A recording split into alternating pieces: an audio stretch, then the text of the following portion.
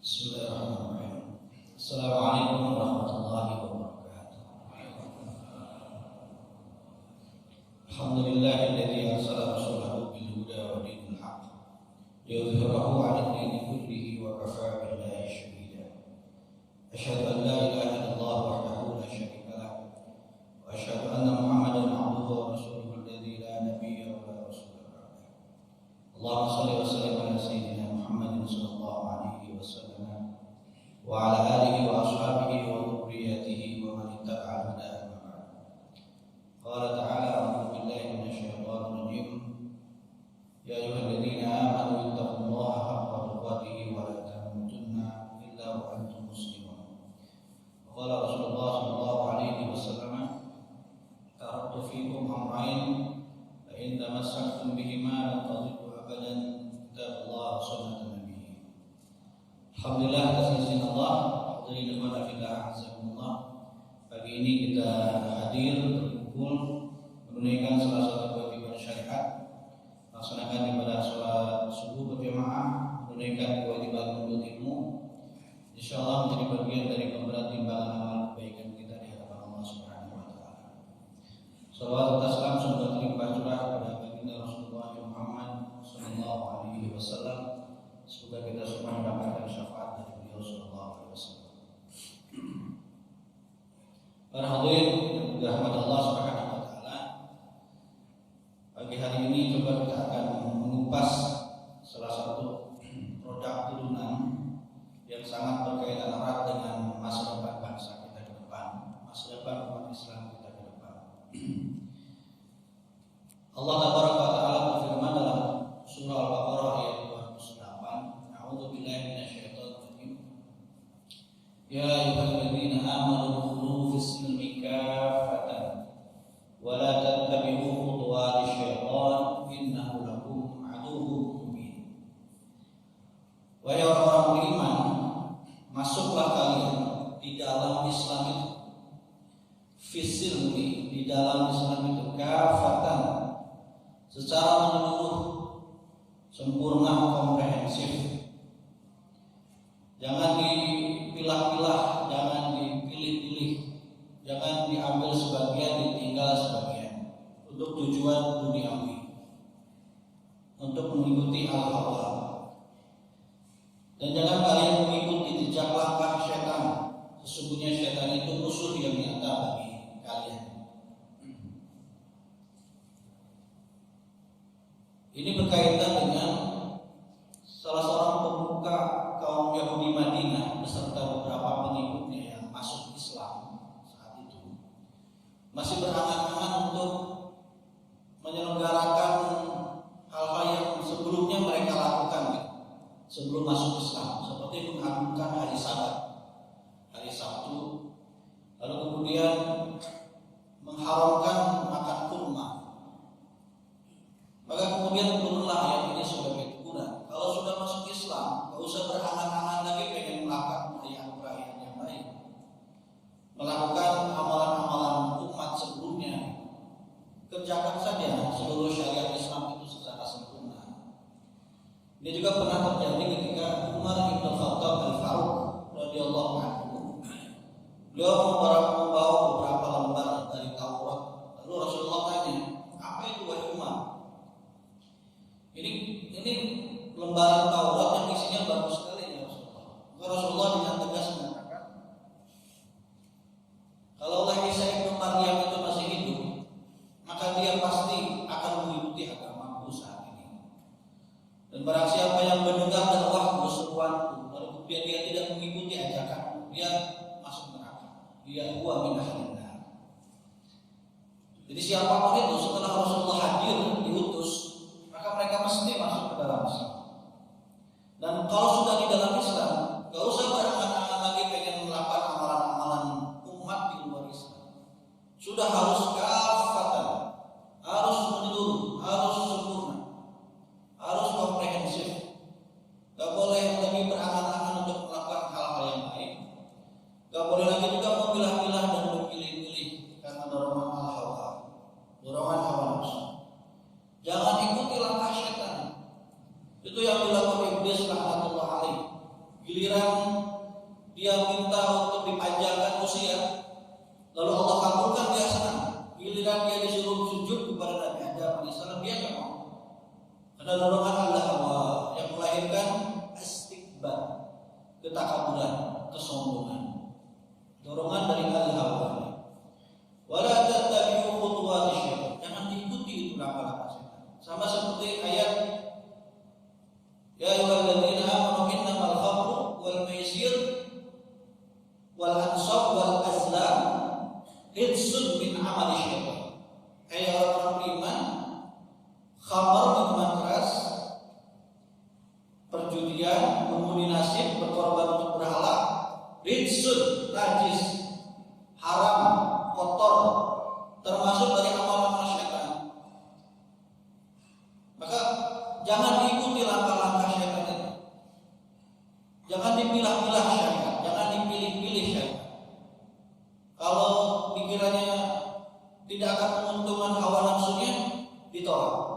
Dikiranya kemudian akan menguntungkan hawanya, sekalipun itu haram, diberlakukan. Nah, itu tidak bisa dalam konsep syariat. Harus ditinggalkan semuanya yang dilarang, dikerjakan semuanya yang diperintahkan. Innahu lakum aduwwun mubin. Karena setan musuh yang nyata.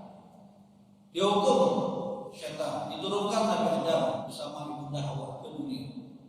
Lalu Allah menegaskan di antara kalian bermusuhan. Jelas adalah musuh yang nyata bagi kita semua. Afatu'minuna bi ba'dil kitabi wa takfuruna bi ba'din.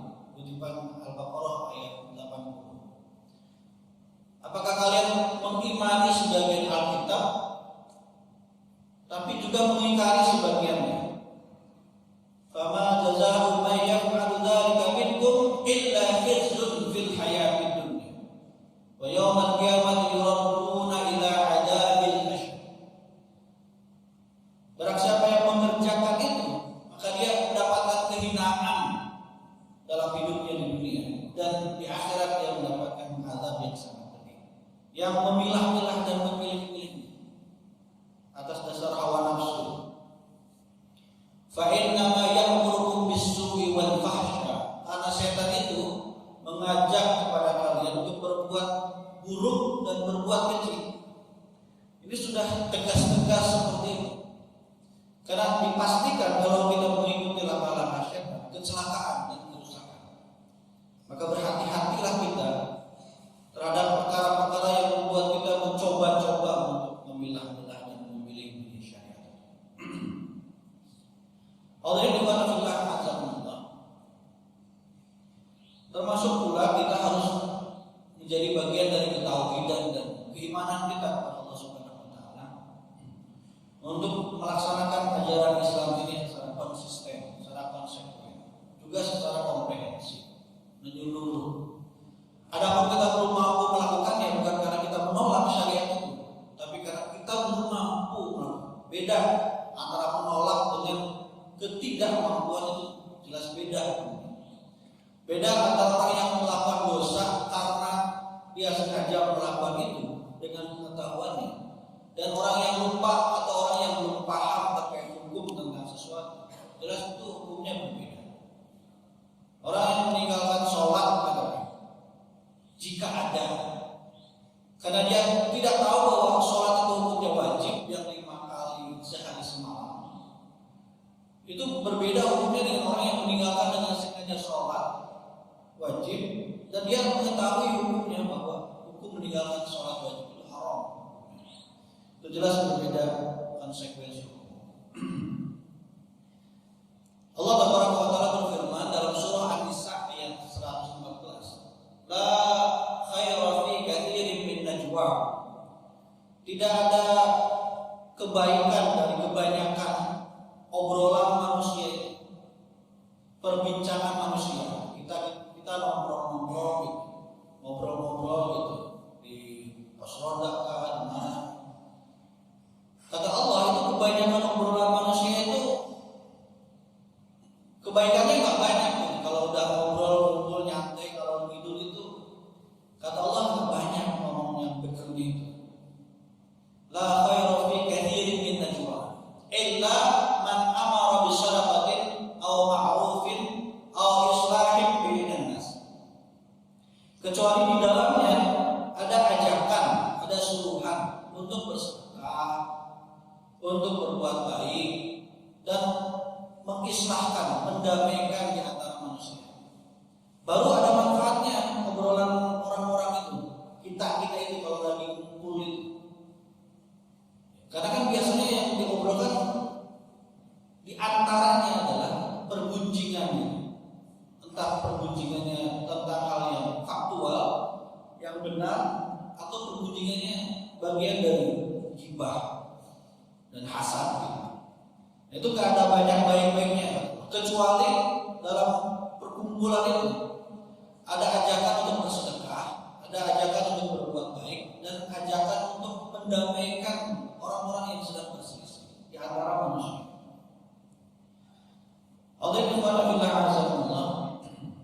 Dr. Adianus Saidi dalam buku terbarunya bersama Dewan Dakwah Islam Indonesia mewujudkan Indonesia Adil Makmur 2045. Ini ditulis selepas beliau terpilih menjadi Ketua Umum Dewan Dakwah yang baru Oktober 2020. Beliau menyatakan bahwa 2045 itu usia bangsa ini genap 100 tahun. Kita merdeka tahun 1945. 2045 berarti kita genap berusia 100 tahun. Beliau mengutip salah satu jurnal internasional, lembaga keuangan internasional, yang menyebutkan bahwa Indonesia ini akan berada di peringkat kelima pada tahun 2030 dengan estimasi nilai GDP-nya adalah 5.424 miliar US dollar dan naik ke peringkat keempat pada tahun 2050. Jadi ketika itu Indonesia dengan perekonomian yang sangat kuat akan menjadi negara dengan perekonomian terkuat di Asia Tenggara 2030-2040. Benarkah prediksi itu? Wallahu a'lam. Kita sekarang 2021. Tetapi apapun yang terjadi nanti, kewajiban kita kaum muslimin Indonesia sebagai komponen terbesar bangsa ini harus menyiapkan diri sebaik-baiknya. Jangan sampai benar nanti kita posisi peringkat ke-5, peringkat ke-4 dan ekonominya sangat kuat di Asia. Tetapi tetap kita bukan bagian dari pemegang kekuatan itu. Justru malah kita yang terpinggirkan secara politik, secara ekonomi, secara budaya, teknologi dan lain sebagainya. Boleh jadi kita berbangga nanti 2045 kalau kita diprediksi jadi negara kuat, negara hebat. Tetapi siapa itu yang megangnya? Bisa jadi bukan kita, bisa jadi bukan umat Islam. Kita tetap terpinggirkan dari segala dimensi kehidupan di negeri ini. Nah, oleh karena itu, saatnya yang tepat saat ini, kalau kita mulai pendidikan program 25 tahun, program 25 tahun itu, 15 tahun dididik dengan baik generasi kita, 10 tahun diterjunkan ke masyarakat agar siap menjadi pemimpin. Jadi kalau kader-kader kita usia 10-20 tahun sekarang ini, maka mereka itu di usia 35-45 di tahun 2045 mereka siap untuk memimpin bangsa ini. Jadi ini penting sekali untuk para penyelenggara dan pendidikan melakukan hal ini. Nah, kaitannya adalah dengan apa yang diluncurkan oleh Kementerian Pendidikan dan Kebudayaan tentang peta jalan pendidikan Indonesia PJPI 2030-2045 dengan asumsi untuk membuktikan kajian bahwa kita akan berjaya di 2030, 2040 dan lain sebagainya. Nah, mempersiapkan generasi gemilang itu banyak perspektif gitu. Antara kita bisa jadi berbeda dengan keinginan dari Kementerian Pendidikan dan Kebudayaan. Perspektifnya bisa berbeda. Mempersepsikan kejayaan juga bisa berbeda. Mempersiapkannya juga bisa berbeda.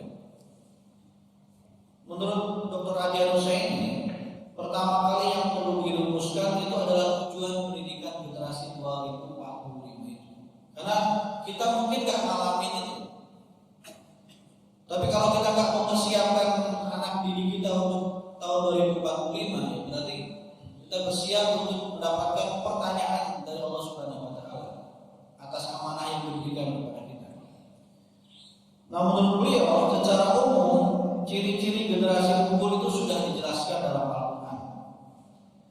Pertama, di surah Al-Maidah ayat 54, mereka meletakkan cinta kepada Allah, Rasulnya, dan berjuang di jalan Allah sebagai kecintaan tertinggi. Jadi fundament paling dasar, sudah paling dasar untuk menyelenggarakan pendidikan bagi anak-anak muslim adalah menanamkan kecintaan kepada Allah, kepada Rasulnya, kepada jihad di jalan Allah sebagai kecintaan tertinggi. Tidak boleh ada orientasi lebih daripada itu. Yang pertama kali harus ditanamkan kepada anak-anak kita. Juga lihat surah At-Taubah ayat 24, surah As-Saff ayat 61. Yang kedua, mengasihi sesama muslim.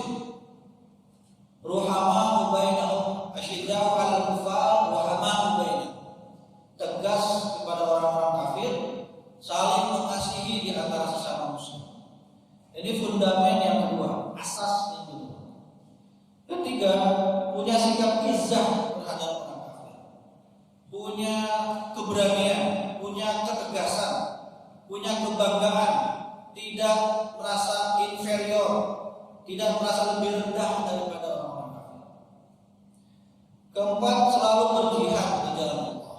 Jihad dalam arti yang luas, jihad konstitusi, seperti kemarin kita bersama-sama memberikan masukan, memberikan koreksi terhadap lampiran Perpres nomor 10 tahun 2021 yang minuman keras jika itu disahkan bisa dijual di joko-joko, warung-warung kaki lima secara terbuka, nggak sembunyi-sembunyi lagi. Saya kalau subuh ngaji seperti juga tadi rutin, bukan rutin apa ya? Itu di daerah dekat Tugu Rawa kalau ada jembatan tiap malam buka, tapi berteralis besi yang bolongnya cuma segini.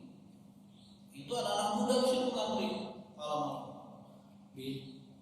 Bila saya pulang kajian atau saya berangkat menjelang subuh untuk kajian, beli minuman keras. Dan itu berjalan bertahun-tahun tidak ada yang mendukung. Aparat juga tidak tahu kenapa itu. Saya yakin aparat juga mengetahui itu. Mau aparat keamanan, mau aparat pemerintahan desa dan sebagainya. Itu anak-anak muda kita usia 20, 25 atau di bawah 20 dan mengkonsumsi miras setiap hari. Apalagi kalau kemudian dioplos, menempat nyamuk dengan hand sanitizer mungkin sekarang. Maka akan bagaimana nasib bangsa ini 2045 gitu. Benar kita bisa jadi terkuat 2045. Nah itu terjadi. Jadi kita bisa berjihad melawan minuman keras, berjihad melawan kemiskinan, berjihad melawan korupsi, jihad konstitusional, jihad di bidang pendidikan dan lain-lain. Itu bagian dari jihad. Jangan dikira pahalanya sedikit, sangat besar pahalanya. Kelima, sabar dan istiqomah dalam perjuangan, tidak takut pada celaan orang-orang yang mencela. Ini ada ayatnya. Jadi ciri orang yang hebat itu dalam Islam, dia terus istiqomah, pasti bakal dicela, bakal dipersekusi, bakal diintimidasi. Tapi dia tidak mengkhawatirkan orang-orang yang tidak suka itu. Dia istiqomah dalam kebenaran.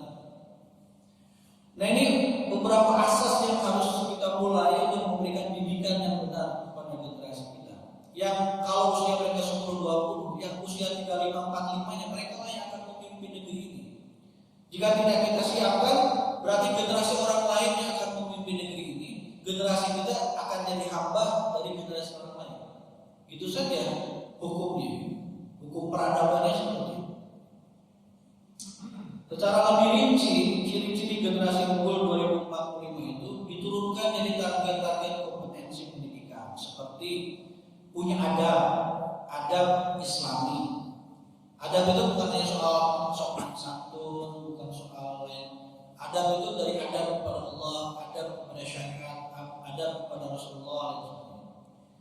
Lalu unggul jiwa dan raganya, menguasai ilmu agama, mampu berkomunikasi dengan baik, lisan maupun tulisan, bisa bicara juga bisa menulis, menguasai pemikiran kontemporer. Apa tantangan pemikiran kita saat ini? Apa tantangan peradaban kita saat ini?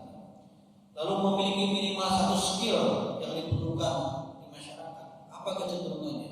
Skillnya apa? Di bidang apa dia kemampuannya untuk menolong Islam dan kaum muslimin? Nah, ini pula sebenarnya yang dicita-citakan oleh pemerintah kita, Kementerian Pendidikan dan Kebudayaan khususnya, yang dipimpin oleh Pak Nadiem Makarim. Kami di Majelis Ulama Indonesia Pusat sudah menyampaikan nasihat. Saya di Lembaga Dakwah Khusus Majelis Ulama Indonesia bersama dengan Komisi Pendidikan dan Kebudayaan telah mengeluarkan nasihat tanggapan tanggal 9 Maret 2021, beberapa pekan yang lalu, kepada Menteri Pendidikan dan Kebudayaan Republik Indonesia. Inilah peta jalan pendidikan Indonesia, sekitar 74 halaman. Ini dikeluarkan bulan Juli 2020. Jadi udah cukup lama, bisa katakan 1 tahun gitu. Tapi kita baru mulai setelah itu disampaikan oleh Prof. Haidar Nasir, Ketua Umum Muhammadiyah, tentang bahwa dalam visi peta jalan pendidikan itu tidak tercantum frasa agama. Yang ada adalah nilai-nilai budaya dan Pancasila.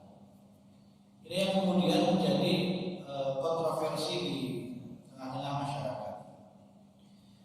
Kita itu kurang mengawal kebijakan-kebijakan yang diturunkan oleh pemerintah dari undang-undang, seperti Undang-Undang Cipta Kerja. Kita luar biasa melakukan koreksi terhadap Undang-Undang Cipta Kerja, tapi kita hilaf untuk mengawal turunannya, peraturan pemerintahnya, perpresnya dan lain sebagainya. Padahal ratusan sudah keluar. Satu di antaranya tentang minuman beralkohol itu, bahwa di 4 daerah dibolehkan diproduksi atau investasi sebagai usaha penanaman modal: NTT, Papua, Bali, dan mana satu lagi, Sulawesi Utara. Meskipun pemerintahan dan rakyat daerahnya juga menolak, kecuali Nusa Tenggara Timur yang dipimpin oleh Eskodat, ya, Victor Eskodat, Gubernur NTT, karena memang sudah mengesahkan minuman kerasnya sebelum Perpres ini turun juga gitu, Nusa Tenggara Timur. Nah, ini kurang kita kawal hal-hal yang seperti itu, termasuk tentang peta jalan pendidikan ini. Sejatinya ini adalah usaha yang bagus dari Kementerian Pendidikan dan Kebudayaan. Kita juga harus melek terkait hal ini. Kita dukung apa yang bagus, kita koreksi, kita kasih masukan apa-apa yang berkurang, apa-apa yang tidak tepat. Namun kemudian setelah coba juga saya baca, termasuk sangat telat ini saya baca beberapa pekan terakhir, sama sekali memang tidak ada satupun kata agama di 74 halaman ini, peta jalan pendidikan Indonesia ini. Yang di visinya juga jelas-jelas tidak tercantum, hanya di ujungnya itu menumbuhkan nilai-nilai budaya dan Pancasila. Padahal salah satu yang tidak boleh terlewat dalam pembentukan hukum, aturan apapun, salah satunya adalah nilai-nilai agama. Itu nggak boleh terlewat, nggak boleh tidak tercantum. Nah, ini tentu saja seolah seperti sepele, karena memang sudah ada kalimat unggul, kreatif, berakhlakul karimah. Nah, ini seolah-olah sudah mewakili frasa agama dalam visi peta jalan pendidikan Indonesia. Padahal akhlakul karimah itu maknanya bagi tiap orang bisa diperluas. Nah, akhlak karimah itu basicnya apa? apa? Dasarnya apa? Karena basicnya harus basic agama. Akhlak karimah itu dasarnya harus dasar keagamaan. Karena nanti bisa dibuat definisi lain, dibuat pengertian lain dari akhlakul karimah ini ketika tidak tercantum nilai-nilai agama di bawahnya, hanya ada nilai-nilai budaya dan Pancasila. Meskipun juga Pancasila mengandung nilai-nilai agama Islam di dalamnya. Tapi kalau tidak ditegaskan akan mudah untuk kemudian dibawa kemana-mana pengertiannya. Seperti Perpres nomor 10 tahun 2021 tentang upaya penanaman modal itu yang di dalamnya ada minuman beralkohol, minuman keras menurut kita, khamr dalam bahasa syariat.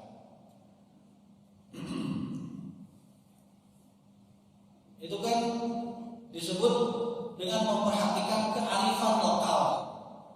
Oh, karena di Papua biasa minum minuman keras, di NTT, di Sulawesi Utara, yang notabene mayoritas non-muslim. Sebenarnya ini juga kita tidak setuju. Kita juga tidak setuju kalau ada bagian dari negeri ini, saudara-saudara kita sekalipun bukan muslim, mereka senangnya mabuk-mabukan, rusak generasinya, rusak otaknya, rusak kehidupannya karena minuman keras yang dihalalkan dalam tanda petik dalam hukum positif. Karena sebenarnya kan minuman keras di negeri ini legal, tidak dilarang minuman keras ini sejak 1931, berarti sejak zaman Orde Lama. Jadi jangan dikira bahwa minuman keras di negeri ini diharamkan atau dilarang, tidak, legal, cuma diatur produksinya, diatur peredarannya, distribusinya, diatur juga usia pengkonsumsinya. Sudah sejak lama dari Orde Lama minuman keras halal itu di negeri ini, halal dalam arti legal. Nah ini kemudian coba dibuka dari usaha jenis tertutup jadi usaha jenis terbuka. Itu yang problem. Pasal 77 di Undang-Undang Cipta Kerja yang sebenarnya harus dihilangkan. Jadi selama pasal itu tidak dihilangkan, sekalipun lampirannya dicabut dan itu masih secara lisan oleh presiden, itu masih mudah lagi untuk berlaku gitu. Lalu kemudian kita lalai tidak mengawal lagi. Nah kita tidak ingin sebagian saudara kita bangsa ini lalu rusak generasinya oleh minuman keras. Kita tolak juga di NTT, di Papua, bukan semata-mata karena memang diharamkan oleh syariat, tapi juga karena faktor kemanusiaan. Kita ingin manusia itu sehat-sehat semua udah. Sekalipun itu di kalangan bukan muslim. Karena kalau di satu wilayah dibolehkan ada produksi besar-besaran miras, itu mustahil kemudian tidak akan bocor keluar peredarannya. Kan mesti diproduksi, mesti dijual, mesti untung. Mustahil kemudian tidak dijual ke luar daerah. Jadi kalaupun sekalipun hanya terbatas 4 daerah, 4 provinsi, itu pasti akibatnya langsung maupun tidak langsung terkena keseluruhan negeri ini. Ini faktor yang sangat berbahaya. Oleh karena itu, bagian dari ketauhidan dan keimanan kita kepada Allah Subhanahu wa taala adalah kita berupaya berjihad secara konstitusional untuk meluruskan apa yang kira-kira menyimpang agar kemudian kita diselamatkan oleh Allah Subhanahu wa taala. Nah, Komisi MUI Pusat di bidang pendidikan dan kebudayaan menyampaikan tanggapan sekaligus nasihat. Dan ini kita godok cukup lama bahwa yang pertama landasan filosofisnya, manusia itu makhluk Allah dengan kelengkapan fitrah dan pikirannya yang selalu berhubungan dengan Maha Penciptanya, juga sesama manusia. Dalam memenuhi kebutuhan itu, maka penyelenggara pendidikan dan pengajaran menurut ajaran Islam adalah kebutuhan pokok dan utama manusia. Jadi landasan filosofisnya itu kita nggak mungkin bisa lepas dari Tuhan, tidak mungkin bisa lepas dari Allah Subhanahu wa taala. Lalu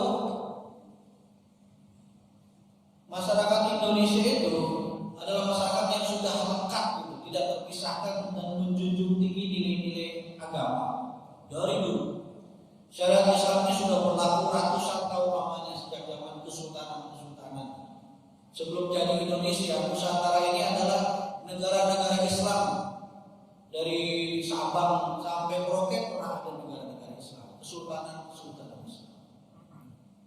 Kalau kesultanan itu ketika kemerdekaan diproklamasikan tidak mau bergabung dengan Jawa gitu kan, itu nggak ada itu Republik Indonesia. Ada kesadaran bersatu umat Islam, jadilah Indonesia itu. Lalu ada landasan historis, karena negeri ini dimerdekakan oleh para pejuang kaum muslimin sebagaimana kita tahu. Banyak ormas-ormas Islam yang lahir sebelum kemerdekaan yang menjadi motor perjuangan kemerdekaan. Seperti SI atau sebelumnya Serikat Dagang Islam Samahuddin, lalu SI oleh Cokro Aminoto dan Agus Salim tahun 1911, Muhammadiyah 1912, Al-Irsyad 1914, Fatahul Anwar 1916, Persis 1923, Nahdlatul Ulama 1926, Al-Ittihadiyah 1935. Dia yang jadi motor di awal abad ke-19 untuk kemerdekaan bangsa kita. Secara historis ini juga tokoh-tokoh Islam bergabung dalam PPKI, dalam Panitia 9. Ada 4 ulama yang merumuskan Piagam Jakarta lalu menjadi dasar negara, Pancasila dan Undang-Undang Dasar 45. Di Panitia 9, Abi Kusno Cokro Suyoso, Wahid Hasim, Agus Salim, dan Kiai Haji Abdul Qahar Muzakir. 4 orang. 5 nasionalis sekuler, 4 nasionalis Islam. Ada landasan sosiologis dan lain sebagainya bahwa syariat agama itu adalah hukum yang hidup di masyarakat. Sudah tidak terpisahkan Islam itu dengan masyarakat Indonesia, bagaikan dua sisi dari satu mata uang yang sama. Yang terakhir adalah landasan yuridisnya, bahwa pertama secara konstitusional, kali ini yang keempat pembukaan Undang-Undang Dasar Negara Republik Indonesia tahun 45 menyatakan bahwa salah satu tujuan bangsa ini mencerdaskan kehidupan bangsa yang berdasar kepada ketuhanan yang Maha Esa sampai Pancasila sila terakhir. Kedua, pasal 29 ayat 1 nomor 2 bahwa negara berdasar ketuhanan yang Maha Esa. Ayat 1 ayat 2-nya, negara menjamin kemerdekaan tiap-tiap penduduk untuk memeluk agamanya. Ini sudah paham semua. Lalu pasal 31 ayat 3, pasal 3 Undang-Undang Nomor 20 tahun 2003 tentang Undang-Undang Sistem Pendidikan Nasional yang mengamanahkan agar anak didik itu beriman, bertakwa, berakhlak mulia. Kita sudah mengetahui itu semua. Lalu pasal 3 Peraturan Presiden Nomor 87 tahun 2017. Maka kesimpulannya menurut Majelis Ulama Indonesia Pusat, draft rancangan PJPI atau Peta Jalan Pendidikan Indonesia 2021-2035 kehilangan nilai social conscience sehingga menafikan konstitusi Indonesia. Karena pertama, menyimpang dari alinea keempat pembukaan Undang-Undang Dasar. 2, menyimpang dari hukum dasar pasal 31 dan pasal 29. 3, menyimpang dari pasal 3 Undang-Undang Negara Republik Indonesia nomor 20 tahun 2003. Jadi kalau ada peraturan yang bertentangan dengan hukum yang lebih tinggi, maka bakal dihukum. Sehingga peta jalan pendidikan ini harus diperbaiki secara total terkait dengan landasan-landasan dan visi yang telah dituliskan dalam peta jalan pendidikan Indonesia. Karena kita tidak ingin melahirkan generasi yang sekular, generasi yang melupakan agama, melupakan Tuhan, lalu kemudian kita menjadi negara yang terbaratkan sebagai pandangan hidup yang tidak mengenal agama, tidak mengenal Tuhan. Kita boleh maju, tapi juga kita tetap beriman. Kita jadi orang soleh, tapi juga jadi orang yang cerdas. Kita jadi orang beriman, tapi juga orang yang memiliki teknologi tinggi. Itu yang pernah kita peroleh selama 1000 tahun lebih di masa kejayaan Islam. Ketika agama perlu ditinggalkan, dunia dikejar, perebutan tahta, maka kemudian Allah cabut kenikmatan kejayaan peradaban ini, sehingga kemudian runtuhlah keilafan Islam. Lalu umat Islam sampai saat ini berada di titik nadir peradaban, dijadikan permainan oleh peradaban-peradaban yang lain. Karena meninggalkan agama, meninggalkan Tuhan dalam beberapa hal yang sangat fundamental. Nah, kita tidak ingin seperti itu. Kita ingin maju secara teknologi, politik, peradaban, militer, tapi juga kita adalah orang yang beriman takwa kepada Allah Subhanahu wa taala. Itulah insan kamil. Manusia yang sempurna, karena di dalam Islamnya mereka pun hulu fisikika, menyelenggarakan Islam secara konsekuen, murni, komprehensif, keseluruhan. Sehingga itulah kajian kita pada pagi hari ini, kajian-kajian terkait dengan isu-isu kontemporer dan kekinian yang mudah-mudahan semakin memahamkan kita terhadap syariat ini dan membuatkan semangat kita untuk terus menjalankan syariat ini secara baik dan benar. Dicukupkan atau ada pertanyaan, Bapak? Sampai jam berapa kita?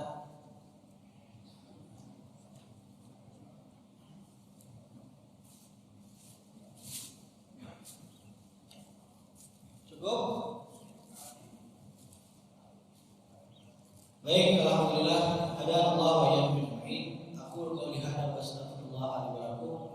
Subhanallahumma bihamdika asyhadu an la ilaha illa anta astaghfiruka wa atubu ilaik. Assalamualaikum warahmatullahi wabarakatuh.